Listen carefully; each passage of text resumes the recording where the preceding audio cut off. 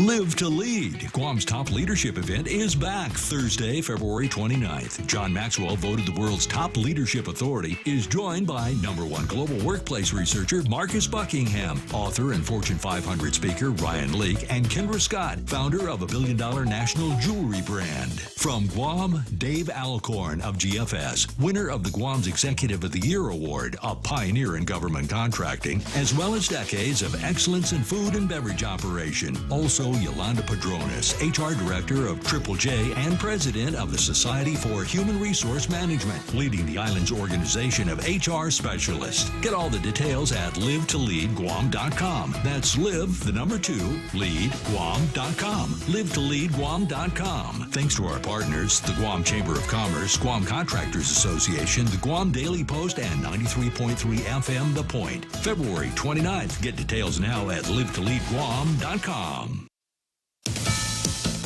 Well, the countdown is on to the GOP primary that's going to be happening in South Carolina this Saturday. Former Governor Nikki Haley says she's not dropping out despite trailing former President Trump significantly in the polls. South Carolina will vote on Saturday, but on Sunday, I'll still be running for president. I'm not going anywhere.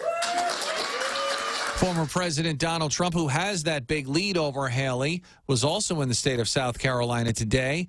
Tuesday night, she sat down with Fox's Laura Ingraham for a Fox town hall, and he was asked about Haley's chances in her home state. She's not working. She's here. She's down by 30, 35 points, and everybody knows her. You're not supposed to lose your home state. Shouldn't happen anyway, and she's losing it big. The former president was also asked about the perception that he'd be out for revenge against his opponents if he was elected again. I don't care about the revenge thing. I know they usually use the word revenge. Will there be revenge?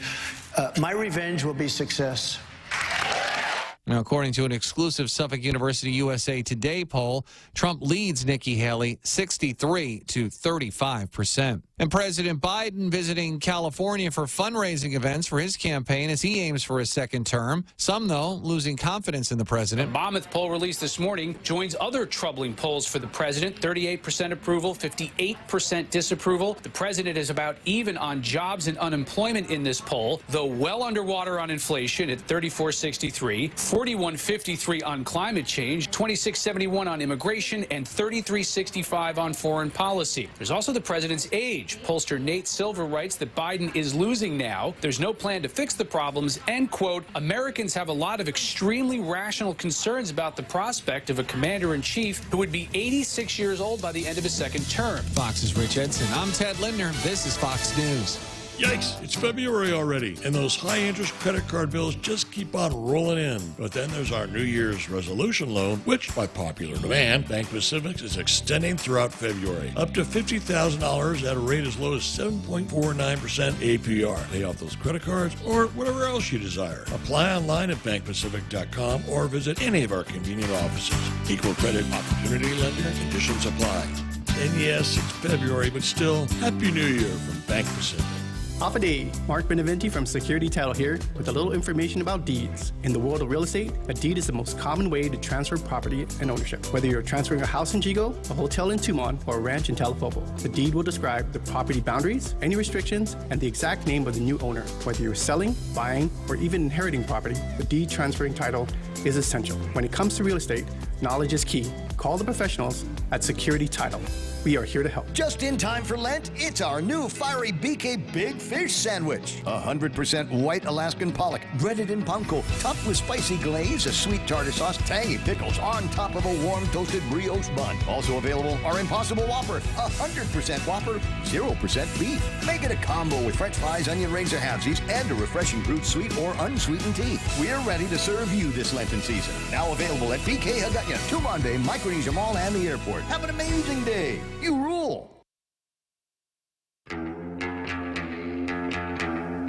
Welcome to Tall Tales with Bob Klitzkie, the only show on talk radio where common sense is a lot more common. Phone lines are now open at 888-TALK. That's 888-8255. And now, The Point proudly brings you Tall Tales with Senator Bob Klitzkie. A well-regulated militia being necessary to the security of a free state, the right of the people to keep and bear arms shall not be infringed. Well, it's another Wednesday here. We're in smack dab in the middle of the week. We still got 3 whole days to go, Jose, so we're doing fine. We love our jobs. We like being here, chatting with all of the tailgaters and our international radio listening audience, entertaining their comments and posts on Facebook and YouTube. So here we go. Let's turn the program over to the one, the only, the man, the myth, the legend, Jose Martinez for Jimmy E. Cotney. Go for it, Jose. Thank you, Bob. Today's Jimmy Cotney is going to be brought to us from the Wall Street Journal. I tried to scour Guam's local publications and couldn't find one worthy enough to go on the air, but this one passes the muster. The NCAA cheats female athletes again. We are going to talk about transgenderism in this one and athletes. Its transgender policy is reminiscent of its resistance to Title IX half a century ago. The National Collegiate Athletic Association needs leaders with the courage to protect female student athletes and stand up for fair competition. Instead, NCAA's leaders, including President Charlie Baker, have doubled down on regressive, discriminatory anti-women policies. That's why I resigned in protest from my role as a longtime NCAA committee member. This is written by former member William Bach III. President Richard Nixon signed Title IX into law in 1972 to ensure equal opportunities for women in college sports. The NCAA, which dominated men's college athletes, vigorously fought Title IX for a decade. Today, history is repeating itself as the NCAA once again puts males first at the expense of females. The NCAA in January 2022 updated its transgender student-athlete participation policy. Phased in between 2022 and 2025, the policy centers on testosterone levels and allows males to compete as, quote, females simply by reducing their testosterone below a certain benchmark. The framework is founded on the false premise that a woman is merely a testosterone level. This policy harms women, denies biological reality, ignores that testosterone suppression doesn't offer the enormous performance advantage of being male, and provides cover for NCAA member institutions to violate federal laws protecting women. During nearly 14 years as the general counsel for the U.S. Anti-Doping Agency, my goal was preserving competitive fairness and leveling the playing field for athletes. I was the lead lawyer in USADA's case against cyclist Lance Armstrong, who used performance-enhancing drugs to win 7 Tour de France titles.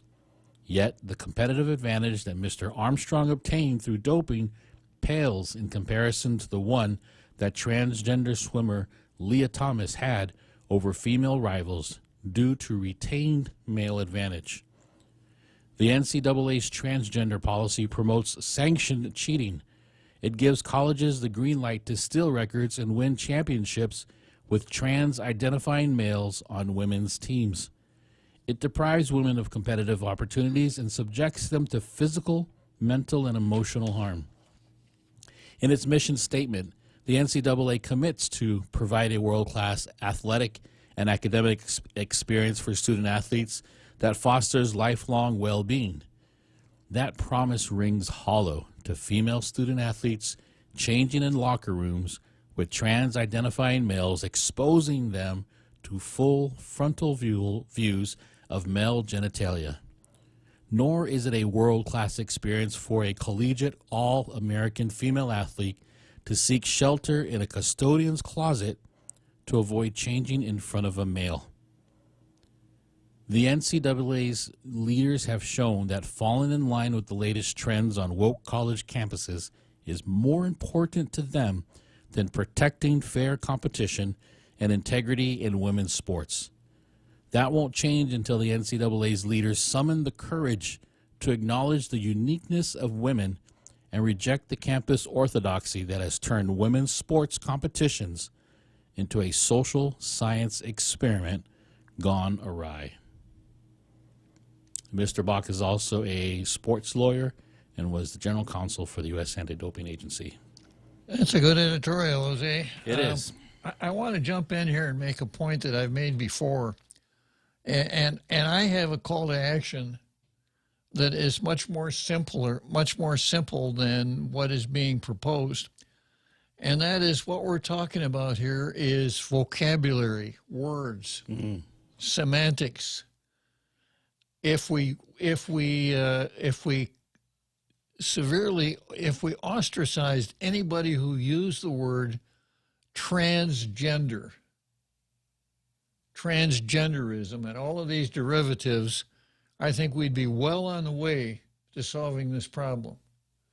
Because it's the classic Orwellian approach to things. You know, you take away people's words for things and push a new word on them, and you change the way they react, the way they think, the way they process information. So if you understand sex and gender is actually something, it's a grammatical term. You know, if you study Latin or any of the Romance languages, you know that nouns have gender. Every noun is either masculine, feminine, or neuter.